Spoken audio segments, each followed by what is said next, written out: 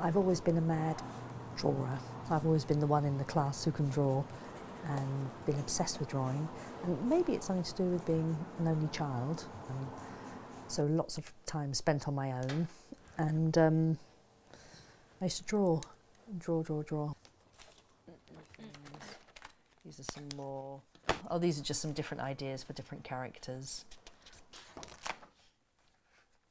So this is Beryl trying on a Wonder Bra, which is too small for her.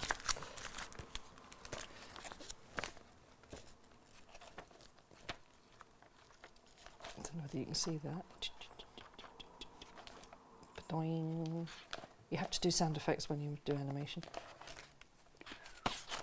And then she gets, the idea is that at the end she's in a tangled knot. That's my final image, so my peg bar that's just become unsticky. I'll just stick that on there.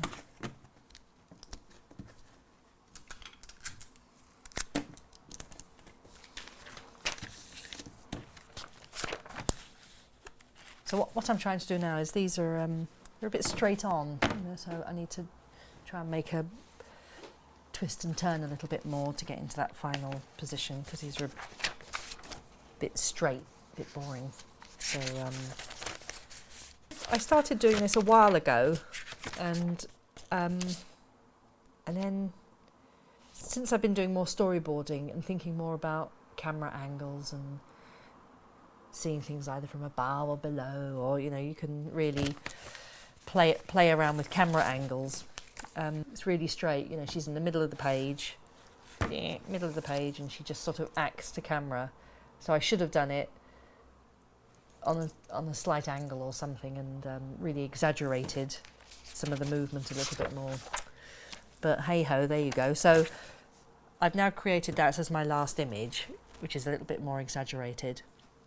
And so between, let's see, so between that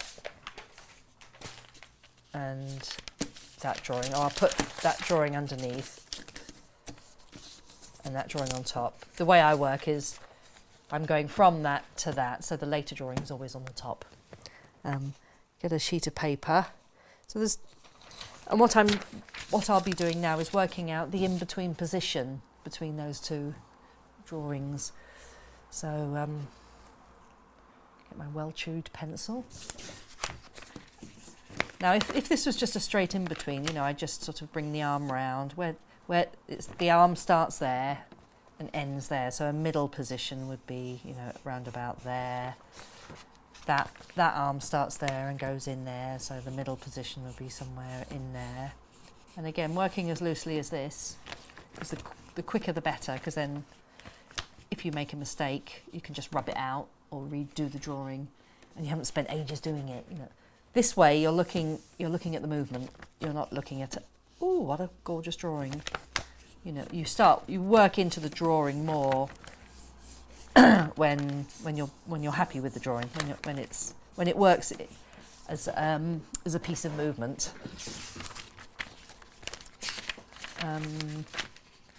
So then that's probably all I do, actually, for now, just to check the movement, and then flick it.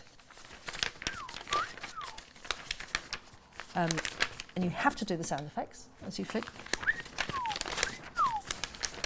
Say, ooh, I'll make her hand come towards the camera. Trusty mirror. Okay, so I'll make it go. And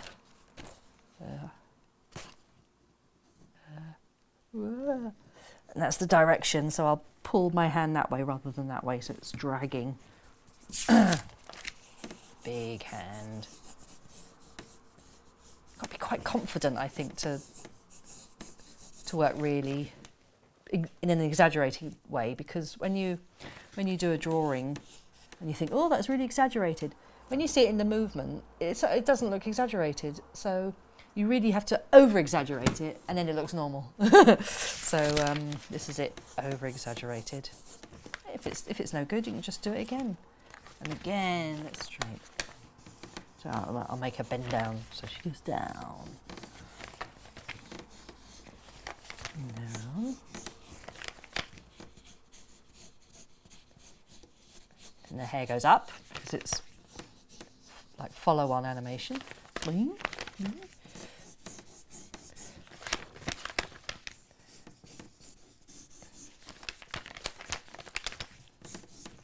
So that's my new in-between.